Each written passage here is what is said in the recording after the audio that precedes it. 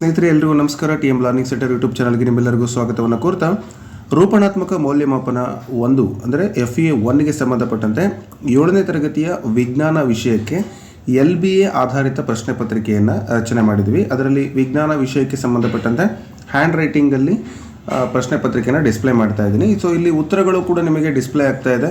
ಎಡಭಾಗದಲ್ಲಿ ಪ್ರಶ್ನೆ ಪತ್ರಿಕೆ, ಬಲಭಾಗದಲ್ಲಿ ಉತ್ತರಗಳನ್ನು ಕೂಡ ನಾವಿಲ್ಲಿ ನೋಡ್ತಾ ಇದ್ದೀರಾ. ಸೊ ಯಾರಿಗೆಲ್ಲ ಅವಶ್ಯಕತೆ ಇದೆ ಈ ಪ್ರಶ್ನೆಗಳು ಅಂದರೆ ಕೆಲವೊಂದು ಕಡೆ ಶಿಕ್ಷಕರ ಕೊರತೆ ಇದ್ದಂತಹ ಕಡೆ ಏನು ಮಾಡ್ಬೋದು, ಸಬ್ಜೆಕ್ಟ್ ಟೀಚರ್ ಇಲ್ಲದೆ ಇರೋರು ಇದನ್ನು ಬಳಕೆ ಮಾಡ್ಕೋಬೋದು. ನಮ್ಮ ಶಾಲೆಯ ಜೀವ ವಿಜ್ಞಾನ ಶಿಕ್ಷಕರು ತಯಾರು ಮಾಡಿರ್ತಕ್ಕಂಥ ಒಂದು ಪ್ರಶ್ನೆ ಪತ್ರಿಕೆ ಆಗಿದೆ. ಈಗ ಇಲ್ಲಿವರೆಗೂ ಆಗಿರತಕ್ಕಂತಹ ಪಾಠಗಳು ಏನಿದೆ ಆ ಪಾಠಗಳಿಂದ ನೇರವಾಗಿ LBAಗೆ ಸಂಬಂಧಪಟ್ಟಂತಹ ಪ್ರಶ್ನೆಗಳನ್ನೇ ತಗೊಂಡಿದ್ದಾರೆ.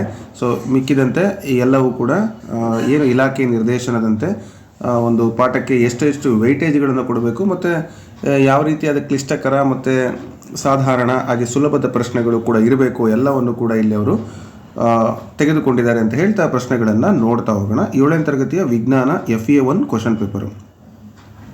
ಮೊದಲನೇ ಪ್ರಶ್ನೆ, ಪರ್ಯಾಯ ಉತ್ತರಗಳಲ್ಲಿ ಒಂದನ್ನು ಸರಿಯಾದದನ್ನು ಆಯ್ಕೆ ಮಾಡಿ ಅಂತ ಕೊಟ್ಟಿದ್ದಾರೆ. ಸೊ ಎಲೆಗಳಲ್ಲಿರುವ ಕ್ಲೋರೋಫಿಲ್ಗಳು ಹೀರಿಕೊಳ್ಳುವ ಶಕ್ತಿ ಯಾವುದು? ಸೌರಶಕ್ತಿ, ಜಲಶಕ್ತಿ, ವಾಯುಶಕ್ತಿ, ಸ್ನಾಯುಶಕ್ತಿ ಅಂತ ಕೊಟ್ಟಿದ್ದಾರೆ. ಸರಿಯಾದ ಉತ್ತರ ಸೌರಶಕ್ತಿ. ಕೀಟಹಾರಿ ಸಸ್ಯಕ್ಕೆ ಒಂದು ಉದಾಹರಣೆ ಗುಲಾಬಿ, ದಾಸವಾಳ, ಊಜಿ ಗಿಡ, ಸೂರ್ಯಕಾಂತಿ ಅಂತ ಕೊಟ್ಟಿದ್ದಾರೆ. ಸರಿಯಾದ ಉತ್ತರ ಊಜಿ ಗಿಡ.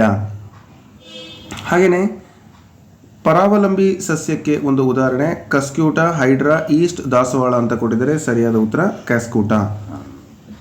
ನೆಕ್ಸ್ಟ್, ಜೀವಿಗಳ ಮೂಲಭೂತ ಘಟಕ ಅದು ಜೀವಕೋಶ.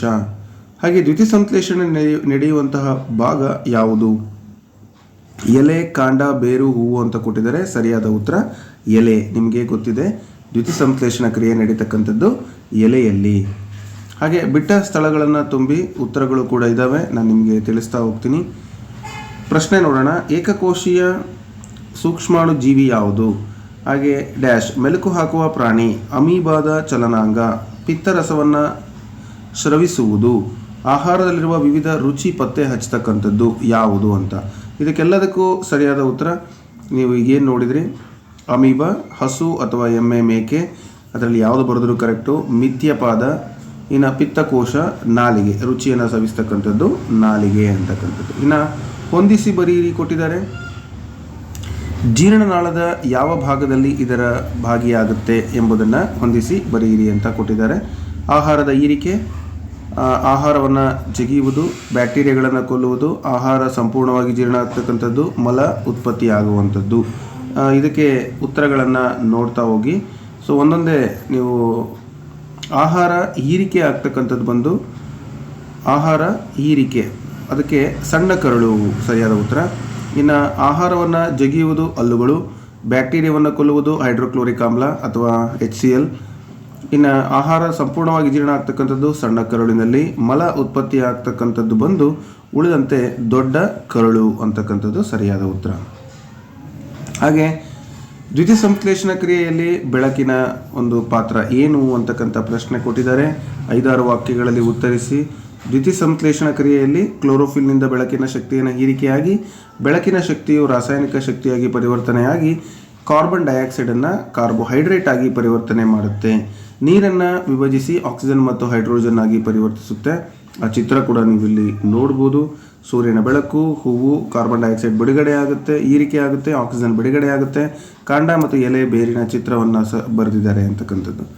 ಅಂದರೆ ದ್ಯುತಿಸಂಶ್ಲೇಷಣ ಕ್ರಿಯೆಯನ್ನು ತೋರಿಸುವಂತಹ ಚಿತ್ರ ಇಲ್ಲಿ ನಾವು ನೋಡ್ಬೋದು.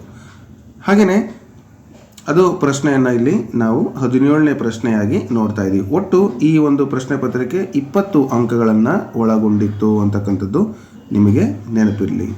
ಸೊ ಇದಿಷ್ಟು 7ನೇ ತರಗತಿಯ ಒಂದು ವಿಜ್ಞಾನ ಪ್ರಶ್ನೆ ಪತ್ರಿಕೆಯಾಗಿದೆ ಅಂತ ಹೇಳ್ತಾ ಮುಂದಿನ ವಿಡಿಯೋದಲ್ಲಿ ಮತ್ತೊಂದು ಪ್ರಶ್ನೆ ಪತ್ರಿಕೆಯೊಟ್ಟಿಗೆ ನಿಮ್ಮನ್ನು ಚರ್ಚೆ ಮಾಡಲಿಕ್ಕೆ ಬರ್ತೇನೆ. ಧನ್ಯವಾದಗಳು.